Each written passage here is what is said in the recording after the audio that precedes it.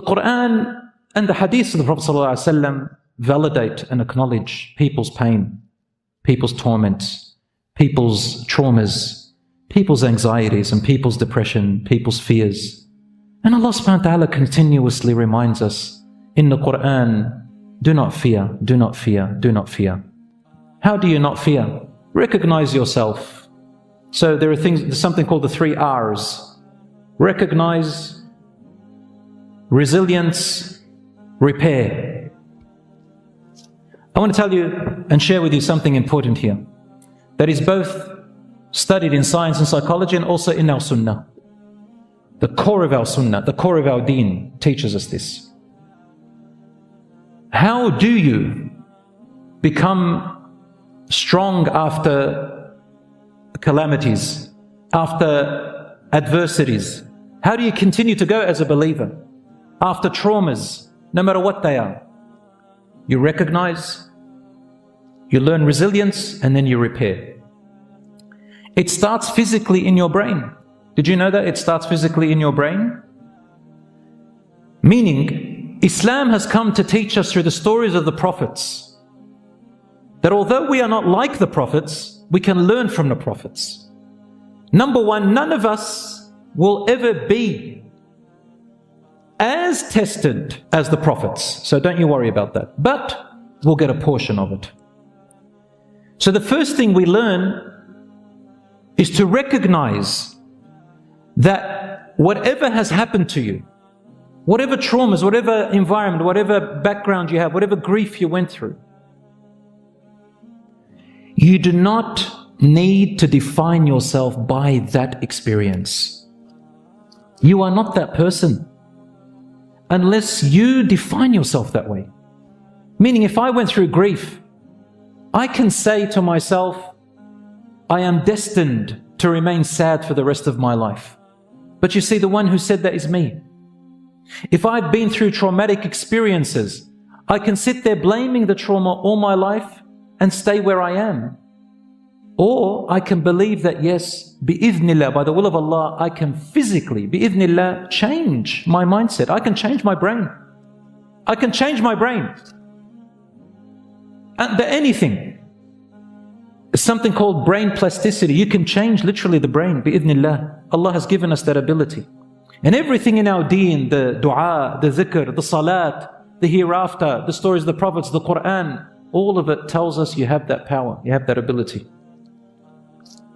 Recognize that you can literally change the neurons and pathways in your brain by slowly training them to do so. First of all, recognize your triggers. What's triggering me? Number 1, number 2, number 3, number 4. Like, do I have to be that way? La. Let me go and recognize. What does Allah teach me in the Quran? He tells me you are important. He tells me you have a purpose. The fact that you're still breathing, meaning you still have a need in this world. What is it? Hone into the blessings that Allah has given you. What skills do you have? Even if it's as small as a word that you can say. Even if it's as small as a little pamphlet that you wrote. Of course, make sure you know what you're writing and get advice, not just haphazardly. Something small. Wallahi, Allah subhanahu wa ta'ala doesn't look at the outcome, He looks at your effort. But bit by bit by bit, like little raindrops, they can penetrate through rocks and mountains. My brothers and sisters, when we look at Nuh alayhi salam, we find the test of losing his son forever. We're not just talking about a son or a child who's gone on drugs or gone with a gang. We're talking about a child who's lost both this world and he will never see him in paradise ever again. And the waves came and took him before his eyes, Nuh alayhi salam. So Allah subhanahu wa ta'ala tells you, be empathetical with yourself. You try as a parent to raise your children at the end. If you can't do anything and you try, don't blame yourself and beat yourself over it. Do other things. Look after your other children. Keep going. But at the same time, don't give up. But don't blame yourself so you don't be debilitated.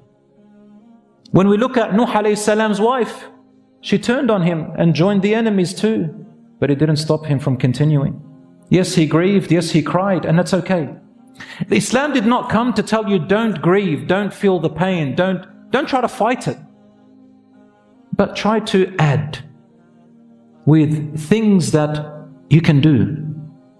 Why should you deny yourself happiness on the other side? Action that you can put forward to be productive in other ways. It doesn't stop you from doing that. Recognize your triggers and remember that Ibrahim alayhi salam went through trouble with his own father, who told him, get out of my house, and if you stay here I will stone you to death. لَأَرْجُمَنَّكَ, I will stone you to death.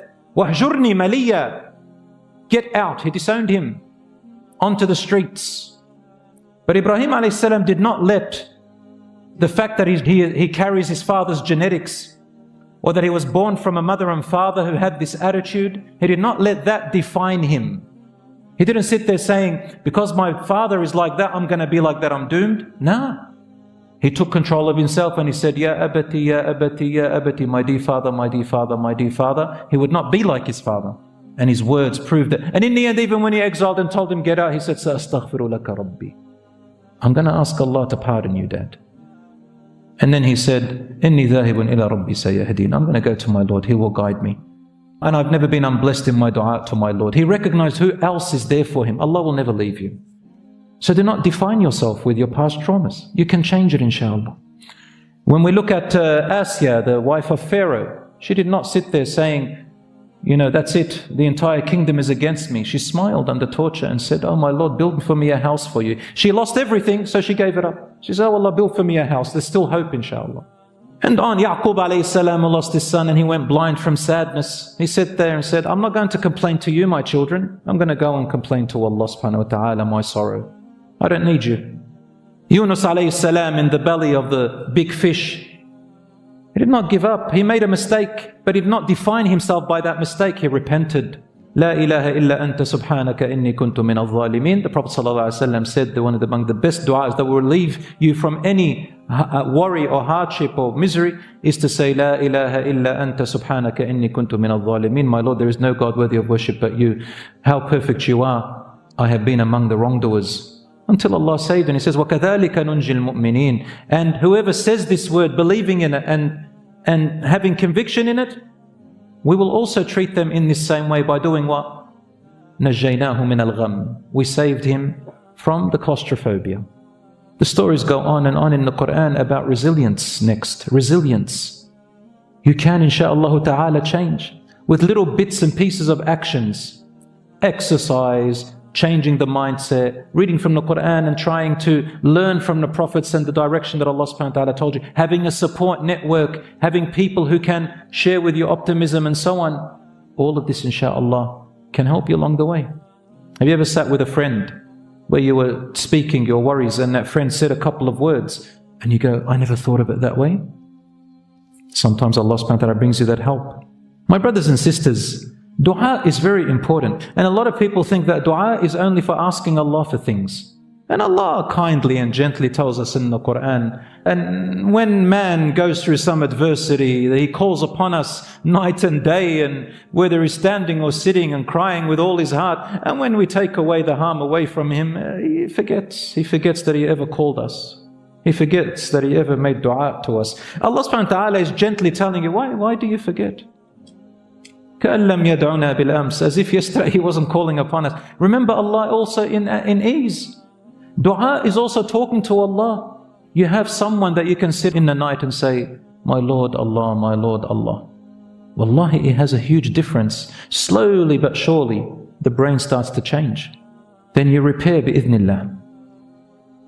Well, that's what Islam came. And then it came to tell you there's hope.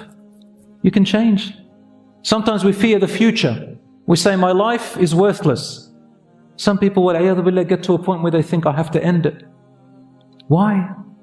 Why, ya akhi? Allah subhanahu wa ta'ala has given you breath, has given you time, has given you youth, has given you strength, has given you blessings. And nothing ever stays the same. Never isolate yourself. Never isolate yourself no matter what has happened. The human being is not built to be alone. We are an ummah that is together. Once you isolate yourself, the shaitan loves it. Like the Rasul sallallahu alaihi wasallam said, like the sheep who goes astray from the flock, the wolf gets them. Isolation kills you. Yes, sometimes you need to distance yourself from certain people who are truly toxic to you. You distance. This is called hajrun jameel, meaning to distance with goodness. Because if you're close, it's worse. But choose and see which people you can sit with and be connected with, even if it's closer half of the way, who can benefit you, inshaAllah.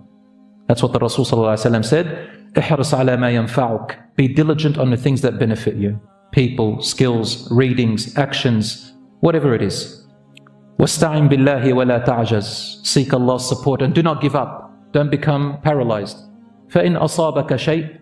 But if a calamity befalls you, stopped you from your expectation and your goal and your plan, فَلَا تَقُلْ لَوْ أَنِّي فَعَلْتُ كَذَا كَانَ كَذَا. Never say, if only I had done such and such, such and such would have happened. وَلَكِنْ قُلْ قَدَّرَ اللَّهُ وَمَا شَاءَ فَعَلْ. Say, Allah has pre-measured in what He wills, He does. There is a wisdom behind it. فَإِنَّ كَلِمَةْ لَوْ تَفْتَحُ عَمَلَ الشَّيْطَانِ. For just merely saying, if only, and constantly saying and repeating and not getting out of it, it opens the door for the shaitan. What is the door of the shaitan? Debilitation, sadness, misery, loss, failure. You're good for nothing.